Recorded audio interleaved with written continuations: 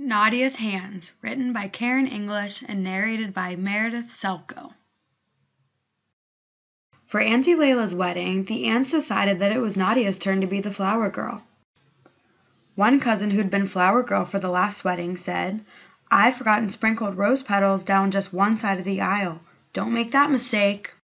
"Be careful of frozen feet," another cousin added. She had also been a flower girl once.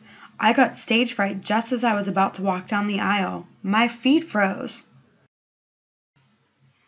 "You know what, Nadia?" Auntie Layla said later that evening. She lowered her voice and put her lips closer to Nadia's ear. "I have a feeling you're going to be a very good flower girl." Nadia smiled and was very relieved.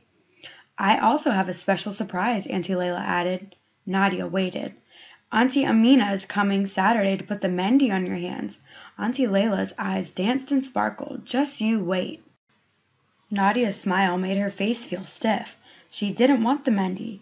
It would make her hands orange, it wouldn't wash off, and she didn't want to go to school like that on Monday. But on Saturday, Nadia forgot her worry and woke up filled with anticipation. The family came over one by one to help with the wedding preparations. One aunt brought the silky, peach-colored shalwar and kameez Nadia would wear for her duties as flower girl.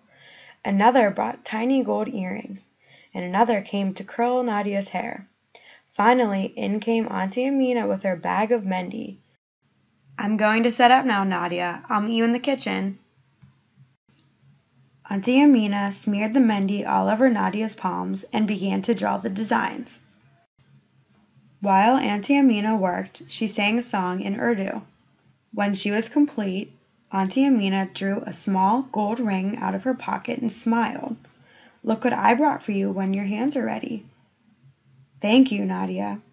How long will I have to sit here for?" "Be patient, Nadia. Remember, sabr, patience." Uncle Omar came by with the flower delivery. He stopped in the kitchen where Nadia sat, and palms up, very still. "Ah, Nadia," he said, turning around. "You were so quiet and still, I didn't even know you were there." "I'm showing everyone I have sabr," she said. That made Uncle laugh. He went over to her and gazed down at her upraised palms. "Oh, you got your hands done for the wedding. That's nice," he said. "Yes, Uncle, but really she didn't think it was very nice." Once the mehndi was rinsed off, Nadia looked down. She had amber hands with deep orange flowers and swirls and stars. Her hands did not look like her hands anymore. They looked as if they belonged to someone else. She didn't want these hands that didn't look like her hands. Auntie slipped the ring on her finger, and Nadia rubbed its smooth, shiny surface with her thumb. Now it was time for the wedding. Nadia stood at the beginning of the long red carpeted aisle. She moved one foot, it wasn't frozen. She scooped a handful of petals from her basket, remembering to toss them on one side, then the other. Looking down, she also remembered her hands and felt very uncomfortable again. She looked around to make eye contact with her grandmother, mother, and father. Their smiles were full of tenderness and affection, which made her feel better. Her feet found the rhythm, and she went on, one foot in front of the other, forgetting her hands as she dipped into the basket and sprinkled the flower petals, first on one side, then the other, all the way to the end of the aisle. After the ceremony, Nadia's mother came over and whispered, "You know what, Nadia?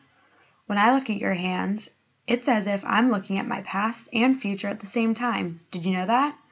"No, Mother," Nadia said. What she knew was that her hands made her family very happy, so they made her happy too. She thought about Monday at school.